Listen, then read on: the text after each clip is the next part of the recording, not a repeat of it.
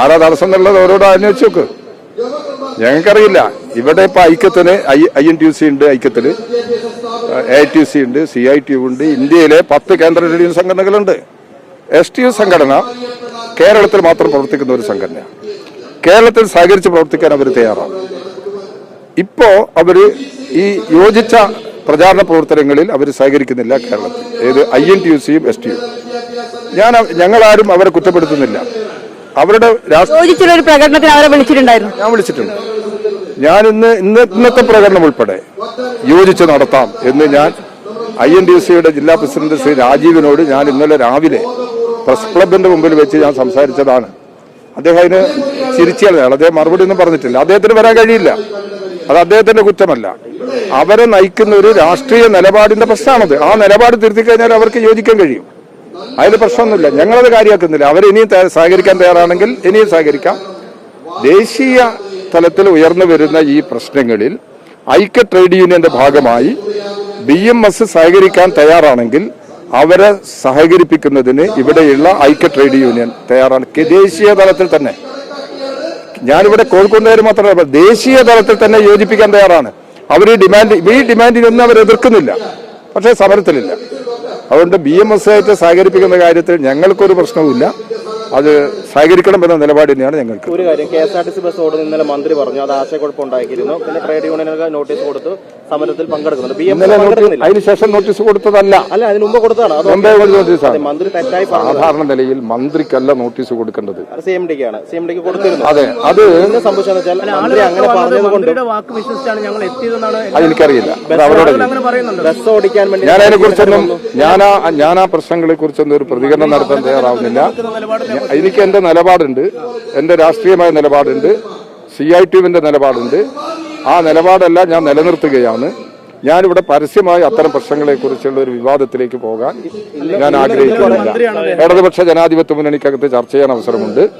അവിടെയെല്ലാം ഈ വിഷയങ്ങൾ ചർച്ച നടത്തി ഭാവിയിലുള്ള കാര്യങ്ങളെല്ലാം നമുക്ക് പരമാവധി കുറ്റമറ്റതാക്കുന്നതിന് വേണ്ടി നമുക്ക് ശ്രമിക്കാം. അല്ല, അത് അങ്ങനെ ചോദിക്കരുത്. ആദ്യമൊക്കെയുള്ള സാധനങ്ങൾ ഞങ്ങൾക്ക് അതെങ്കിലും ഞങ്ങൾക്ക് വിട്. ഇത് നോക്കിയിട്ട് കടയോ എവിടെയത് എവിടെ എനിക്കറിയില്ല. നിങ്ങളും കേട്ടതാണ്, ഞാനും കേട്ടതാണ്. അല്ല, അതേ വാർത്തയിൽ ചില വിഷ്വലിന്റെ സ്ഥിതിയെല്ലാം നമ്മൾ സാധാരണ നിലയിൽ മനസ്സിലാക്കുന്നല്ലേ, നിങ്ങൾക്കറിയല്ലോ. അങ്ങനെ ഭീഷണിപ്പെടുത്തി കടയടപ്പിക്കുന്ന നിലപാടൊന്നും എടുക്കാൻ സാധ്യതയില്ല. അതെന്താന്നുള്ളത് പരിശോധിക്കാം. ജോലിക്ക് വരാൻ പാടില്ലെന്ന് അതാ പ്രശ്നം. ഇന്ന് ജോലിക്ക് വരാൻ പാടില്ല. എന്തിനാ അത് വേറെ കാര്യമല്ല. എന്തിനാണ് ഞാനതല്ലേ പറയുന്നത്. ഈ പണിമുടക്കിന്റെ ഏത് ആവശ്യത്തോടാണ് അവർക്ക് എതിർപ്പ്? അവർ പറയട്ടെ. ആദ്യമായി ഇൻട്രോ വീഡിയോ ആണ്. ഇന്ന് കേരളത്തിൽ കാണുന്നത് ഇടതുപക്ഷത്തിന്റെ അഴിഞ്ഞാട്ടമാണ്. KSRTC ബസ്സുകൾ ഓടുമെന്നുള്ള ഗതാഗത മന്ത്രി ഗണേഷ് കുമാറിന്റെ പ്രസ്താവന തള്ളി ഇടത് നേതാക്കളും സംഘടനകളും രംഗത്ത് വന്നത് നമ്മൾ കണ്ടതാണ്.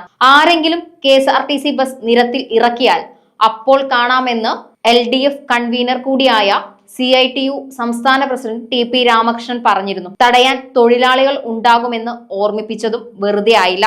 ഇന്ന് അത് നമ്മൾ കണ്ടു. ഇത്രയും കാലം ഭരണപക്ഷത്തായതുകൊണ്ട് ഇടതുപക്ഷത്തിന്റെ സമരമുറകൾ അവർ പൊടിതട്ടി എടുക്കുന്നുണ്ട്. അതിന് നേതാക്കളും കൂട്ടുനിൽക്കുകയാണ്. ദേശീയ പണമുടക്കിന്റെ മറവിൽ സംസ്ഥാന വ്യാപകമായി അക്രമം അഴിച്ചുവിട്ട് സമരാനുകൂലികൾ അഴിഞ്ഞാടുകയാണ്. KSRTC സർവീസ് നടത്തുമെന്ന് പ്രഖ്യാപിച്ച ഗതാഗത മന്ത്രി ഗണേഷ് കുമാറിന്റെ മണ്ഡലത്തിലടക്കം സമരാനുകൂലികൾ ബസ്സുകൾ തടഞ്ഞു. പലയിടത്തും സമരാനുകൂലികൾ ജീവനക്കാരും തമ്മിൽ തർക്കമുണ്ടായിട്ടുണ്ട്. ചിലയിടങ്ങളിൽ കേന്ദ്ര സർക്കാർ സ്ഥാപനമായ പോസ്റ്റ് ഓഫീസുകളുടെ പ്രവർത്തനം സമരാനുകൂലികൾ തടസ്സപ്പെടുത്തി. കോഴിക്കോട് മുക്കത്ത് മീൻകടയിലെത്തി സമരാനുകൂലികൾ ഭീഷണി മുഴക്കിയിരുന്നു. കടയടച്ചില്ലെങ്കിൽ മണ്ണെണ്ണയൊഴിക്കുമെന്നും കത്തിക്കുമെന്നും ഭീഷണിപ്പെടുത്തി. CPM ജില്ലാ സെക്രട്ടേറിയറ്റ് അംഗവും CITU സംസ്ഥാന കമ്മിറ്റി അംഗവുമായ T വിശ്വനാഥനാണ് ഭീഷണി മുഴക്കിയത്.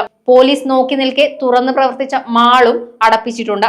കോഴിക്കോട് KSRTC സ്റ്റാൻഡിനുള്ളിലായ ഭക്ഷണശാലയും അടപ്പിച്ചു.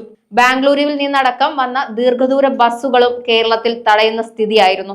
പത്തനാപുരത്ത് ഔഷധി പൂട്ടിക്കാൻ സമരക്കാർ ശ്രമിച്ചിരുന്നു. ആശുപത്രിയും മരുന്നുമൊക്കെ ആവശ്യ സർവീസ് ആയിടത്താണ് ഔഷധി ജീവനക്കാരെ ഭീഷണിപ്പെടുത്തി ബലമായി പുറത്തിറക്കി വിട്ടത്. കൊല്ലത്ത് നിന്നുള്ള കരുനാഗപ്പള്ളിയിലേക്ക് എത്തിയ KSRTC ബസ് കണ്ടക്ടർ ശ്രീകാന്തിനെയും പണിമുടക്ക് അനുകൂലികൾ സർവീസ് നടത്തിയതിനെ ചൊല്ലി മർദ്ദിച്ചതായും പരാതിയുണ്ട്. കൊല്ലത്ത് പോസ്റ്റ് ഓഫീസ് ജീവനക്കാരെ CITU തടഞ്ഞിരുന്നു.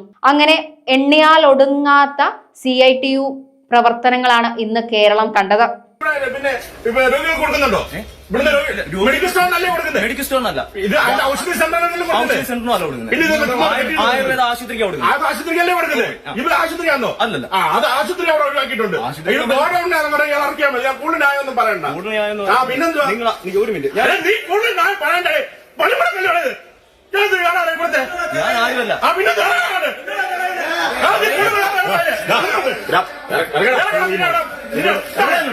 ഇറങ്ങാൻ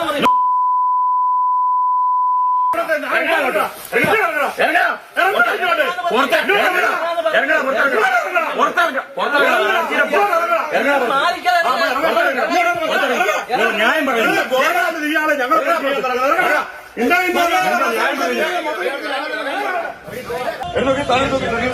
മണ്ണെണ്ണ കയ്യിലുണ്ട്, മണ്ണെണ്ണ കയ്യിലുണ്ട്. എനിക്ക് മാത്രം പോക്കില്ല. ഇവിടെ എത്ര ആളുകൾ പണി പഠിക്കില്ല? നിങ്ങൾ മാത്രം ലാഭം ഉണ്ടാക്കിയ പരിപാടി.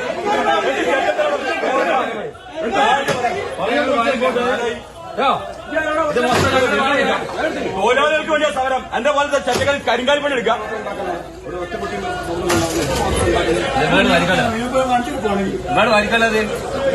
തിരിച്ചു വരുമ്പോൾ കൂട്ടിയില്ലെങ്കിൽ സാധനം ഞങ്ങള് കൈകാര്യം ചെയ്യും. കൂട്ടിയില്ലെങ്കിൽ ഞങ്ങള് സാധനം കൈകാര്യം ചെയ്യും. തിരിച്ചു വരുമ്പോൾ മേശപ്പുറത്ത് ഒറ്റ നമ്മുടെ കാണാൻ പാടില്ല.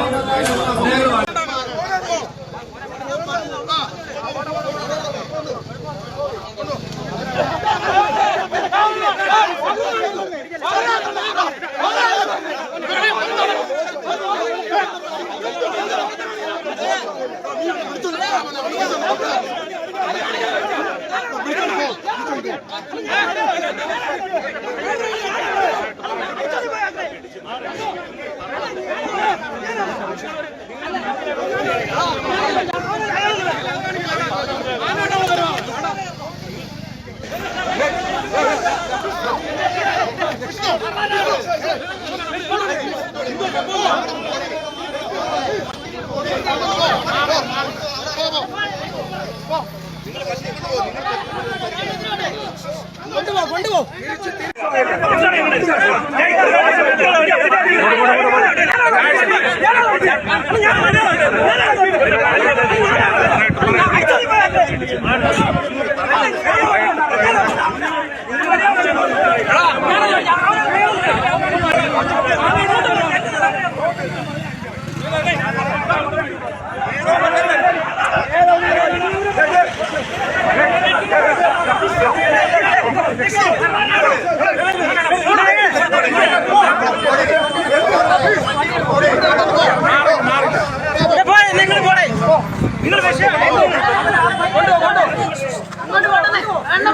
തിരിച്ച് അങ്ങോട്ട്